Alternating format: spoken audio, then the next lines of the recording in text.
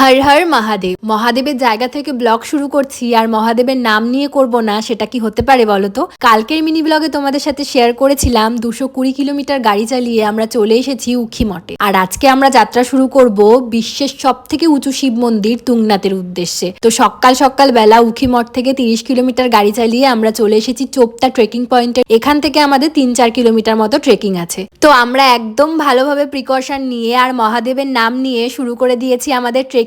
আর trekking এর রাস্তাটা যে এতটা সুন্দর সেটা চোখে না দেখলে একদমই অনুভব করা যাবে না। দীর্ঘ 3 ঘন্টা ট্রেকিং করার পর অবশেষে আমরা বাবার মন্দিরের সামনে গিয়ে পৌঁছাই। একটা টাইমে তো এতটাই স্নোফল হচ্ছিল, মনে হচ্ছিল আমরা পারবো না, আমাদের নিচে নেমে যেতে হবে। কিন্তু সব বাধা অতিক্রম করে যখন মহাদেবের মন্দিরের সামনে গিয়ে দাঁড়ালাম, কেন জানি না চোখ থেকে অনবরত জল গড়িয়ে গেল। মহাদেবের দর্শন নিয়ে আবারও 3 ঘন্টা ট্রেকিং করে নিচে নামার পর অবস্থা এতটাই খারাপ হয়ে গেছিল শরীরের, যার ভিডিও করতে পারিনি। সবটা বড় ব্লগে শেয়ার করবো। আসি।